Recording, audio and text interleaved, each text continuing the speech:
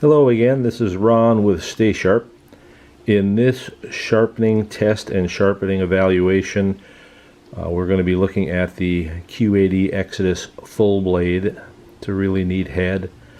Got incredibly small blades. But the steel looks good. The tip is, it's great. It's an all steel head, hard steel tip, stainless blades. So we're going to run it through the paces like we always do. We'll put it on the sharpness test meter. Then we're going to look at it under the microscope to see what the edge looks like. This is a new head. And then we'll talk about the process of sharpening it. Because it's new, I'll probably use 800, 1200, 2500 grit and buffing compound just to get a great burr and a great edge. But I can tell there is definitely some sharpness here from the factory, so stay tuned.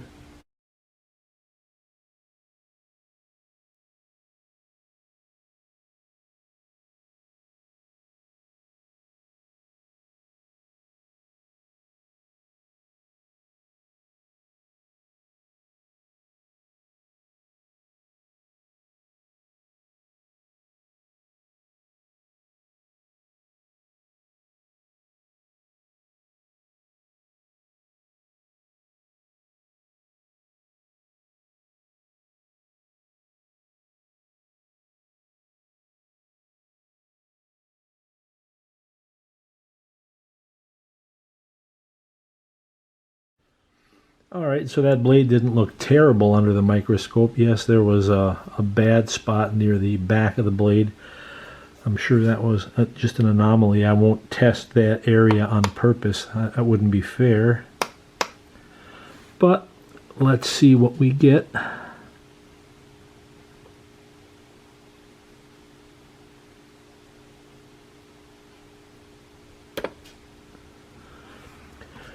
.288. So that's actually a pretty good edge, and everything I've ever heard about the QAD blades is that they come sharp. There is a primary grind, and then there's a secondary micro bevel, or a different grit, if you will. As you saw under the microscope, the material removal was pretty rough, but then this glowing edge here was looking pretty good. So we'll see if we can improve upon that.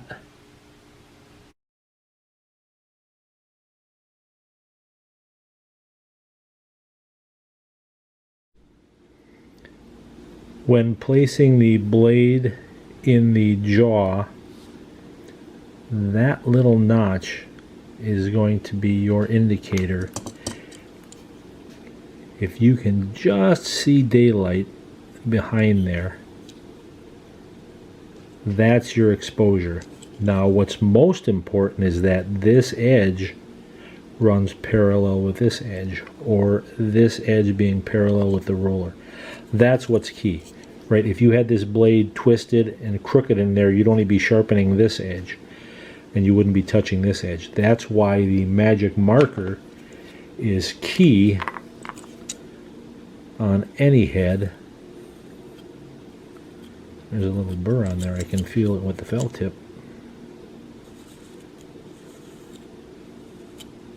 That's why the marker is key to tell you if you're getting even wear. So you'll give it a couple of strokes. And here's another important thing. Do not apply a lot of downward pressure. There's a lot of blade exposed. If I push down hard, I'm going to bend that blade. I'm literally going to push that blade up. Don't push down hard. Alright, so I'm getting even wear on this edge all the way across this edge. That's what's important. Use the marker to tell you where your wear is. If your wear is even all the way across, like we are here and here, you know you don't have the blade in here tilted or crooked, right? You want that to be parallel to the edge of the guide. That's key. And the exposure is just the ability to see a little daylight. That's why we can't do the barbed quad blades, because there's not enough metal to grab onto. The full blades we can do. Now, as I preach in every video, the getting of the burr. So here we are at 1200 grit. We've sharpened this side of the blade, which means the burr occurs on the opposite side of the blade. So that paper hooking, I'll turn it so you can see it a little better. That clicking, that is the paper hanging up on the burr. If you can't feel it with your fingerprint, that clicking sound is the burr. Alright, so now you've got this side sharp, you've pushed a burr to this side. That's then time to break that burr off and create a new burr on the opposite side. So you'll do a burr on one side, flip it, do a burr on the other side, and you'll keep repeating that process through all the grits. Now, this head wasn't that dull, right? It was a new head. So I started with 1200 and went, and now I'm going to be doing 2500 after I break this burr off and push a burr to the other side. But that is the process of getting a burr and then breaking that burr off on the other side. That's what leads you to sharp. It's that reaching that apex and the burr is pushed to the other side. When you break the burr off on the other side and bring it to this side, you've snapped off this fine metal edge in a grit that is, in this case, super fine. More coarse grits, that burr will, and that broken off edge will be very jagged, and that's why you progress through the grits. But again, this one being new, I didn't have to go through that many grits. The burr is essential. If you do not get a burr, you're just making the steel shiny, not sharp. I'll keep going. When it comes to buffing the blades as the final step, just take the buffing compound, rub it all over some cereal box cardboard, heavy cardstock, paperboard, won't matter as long as it's flat. Be on a nice flat backing like the plexiglass I used for the sandpaper, and only use a pulling stroke, never a pushing stroke. Give it a few on one side, then flip the guide over, give it a few on the other side. You can't overdo this. You're really not taking away too much metal. Now you see that the buffing compound is turning black. It's eroding some of the metal, but it's just showing up really easy because of the fact that it's white. But you can't overdo this step. Keep your stroke counts even. You aren't going to feel a burr with buffing compound. Move it around so you're in fresh buffing compound all the time. And as you do this, you're going to notice that you're going to get a fantastic mirror finish. And we're going to get to see that under the microscope. A few strokes on one side, a few strokes on the other. And keep repeating that. And you'll feel, I mean, that edge, that is taking on a fantastic edge. So that's the buffing compound part.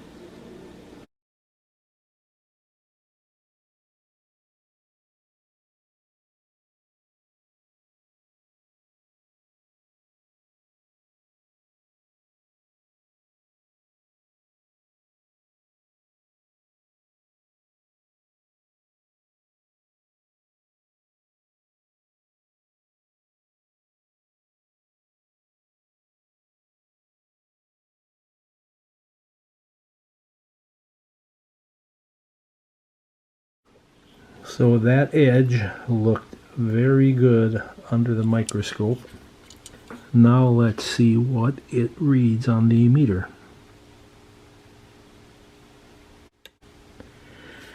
.86. That's crazy sharp.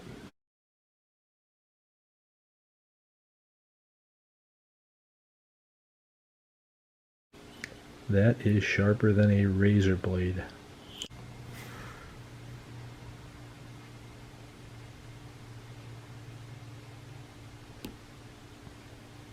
How long it stays sharp? Well, that's a product of the metal that it's made out of and what you're going to hit with it. Obviously, going through an animal, through flesh and organs, no big deal. Hit a bone, yeah, there'll be some issues. Hit the dirt, definitely be some issues. But you have the ability to get this head very sharp with the replaceable blade guide. One of the most common questions is, how much did the weight change by sharpening it? Here is one of the blades that I did not sharpen yet.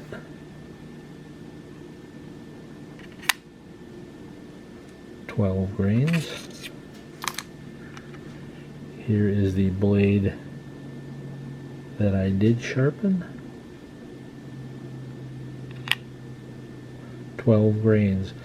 Again, this was a new blade, so there wasn't a lot to do, so the weight didn't change. If there was a big nick from hitting a rock, hitting the sand after a pass through, you get a little edge roll, you may take off a grain.